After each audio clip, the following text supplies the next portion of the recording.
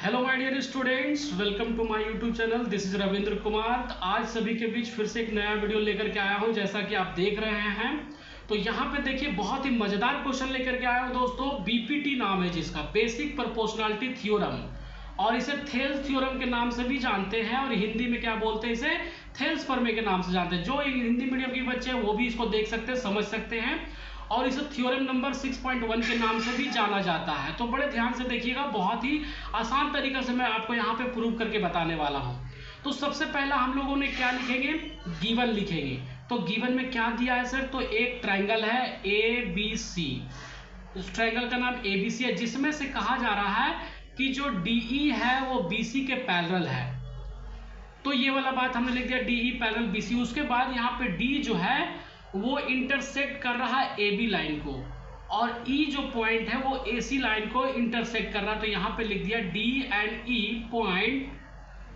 Points intersect of lines AB and AC respectively. ये बात लिख दिया, इतना में कोई दिक्कत नहीं। तो हम लोग को प्रूव क्या करना सर, हम लोग को प्रूव करना है AD by DB is equal to AE by EC, ये प्रूव करके लाना है। तो देखिए बड़े मजे से आ जाएगा। तो सबसे पहले इसके लिए क्या करेंगे, कंस्ट्रक्शन करेंगे।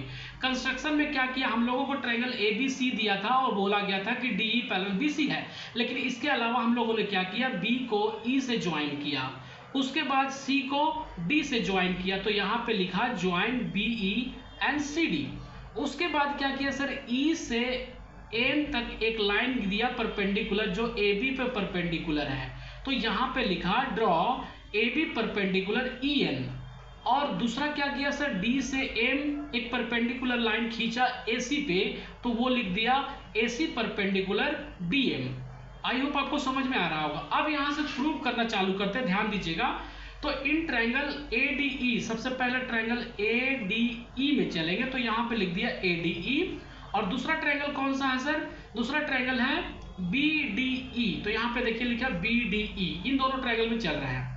तो यहाँ पे क्या लिखा, area of triangle ADE, area of triangle ADE, area of triangle ADE। तो एरिया ऑफ ट्रायंगल जो राइट एंगल ट्रायंगल होता है, उसका एरिया ऑफ ट्रायंगल का फॉर्मूला होता है 1/2 बेस इंटू हाइट। तो यहाँ ध्यान दीजिएगा, 1/2 का 1/2 लिखा सर, और बेस इसमें कौन हो जाएगा, AD हो जाएगा, क्योंकि EN जो है वो परपेंडिकुलर है। तो हमने AD बेस ले लिया और EN क्या ले लिया, परपेंडिकुलर ले लिया।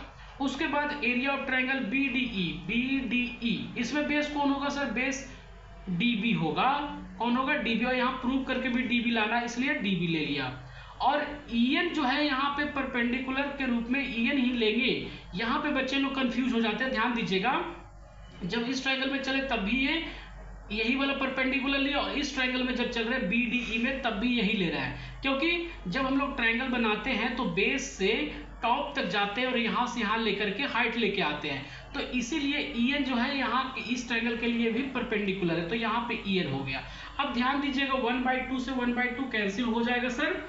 और उसके बाद क्या होगा, उसके बाद क्या होगा सर, यहाँ पे EN से EN कैंसिल हो जाएगा। तो बच क्या जाएगा सर, AD बाई BD बच जाएगा, AD बाई BD। अब AD का AD और BD लिखिए चाहे DB लिखिए, बात बराबर है। तो यहाँ पे AD बाई BD ना लिख करके DB लिख दिया, क्योंकि यहाँ पे DB प्रूव करके लाना था, इसलिए हमने DB लिख दिया। इसको इक्वेशन नंबर 1 मान लिए, कोई दिक्कत नहीं सर। उसी प्रकार फिर यहाँ ध्यान दीजिए, यहाँ पे कौन सा ट्रायंगल चल रहा है, AED। अब एक बार चले थे ADE में, अब चल रहा है AED में, कोई दिक्कत नहीं है। और दूसरा ट्रायंगल CED में चल रहा है, इस बार इस ट्रायंगल में चल रहा है, ध्यान से देखिएगा, इस ट्रायंगल में चल रहा है। तो फिर से इसी तरह से एरिया ऑफ ट्रायंगल का फॉर्मूला लगाएंगे, AED का 1/2 का 1/2, और बेस कौन हो जाएगा सर, बेस फिर से AE हो जाएगा यहाँ पे, और DM कौन हो जाएगा, इस पे परपेंडिकुलर, इस बार ये वाला है तो ये हो जाएगा परपेंडिकुलर, यानी H का वैल्यू हो जाएगा। फिर एरिया ऑफ ट्रायंगल CED में बेस कौन होगा सर, EC होगा। तो 1/2 का 1/2 EC बेस ले लिए, और फिर से वही परपेंडिकुलर जो है वो इस लाइन DM ही होगा, तो DM यहाँ पे ले लिए। अब सर यहाँ ध्यान दीजिए, 1/2 से 1/2 ऊपर नीचे कैंसिल हो गया, DM से DM कैंसिल होगा, क्या बच गया, AE ऊपर में बच गया और EC नीचे में बच गया। अब इक्वेशन नंबर 2 मान लिए। अब यहाँ पे ध्यान देने वाली बात है कि ADE बोलिए सर या फिर AED बोलिए, दोनों का एरिया एक ही चीज होता है। उसके बाद यहाँ पे ध्यान देने वाली बात है कि ये इक्वेशन नंबर 1 का जो ये वाला पार्ट दिख रहा है वो और ये वाला जो पार्ट दिख रहा है वो दोनों बराबर है। लेकिन सर ये ऊपर और ऊपर वाला तो इक्वल दिख रहा है, AED बोलिए चाहे ADE बोलिए, लेकिन सर यहाँ BDE दिख रहा है और यहाँ CED दिख रहा है। तो यानी कि यहाँ पे देखिए ये दोनों भी ट्रायंगल आपस में क्या है, इक्वल है। तो इसीलिए यहाँ पे लिख दिया area of triangle BDE is equal to area of triangle CED। CED और BDE दोनों बराबर है। तो अब हम लोग कह सकते हैं कि इक्वेशन नंबर 1 और इक्वेशन नंबर 2 दोनों बराबर होगा। तो from equation 1 is equal to 2 we get. अब बताइए कि ये वाला एरिया और ये वाला पोर्शन दोनों बराबर है LHS की तरफ, तो RHS की तरफ ये वाला भी बराबर होगा। तो ये दोनों को हम लोगों ने क्या किया, AD by DB is equal to AE by EC कर दिया।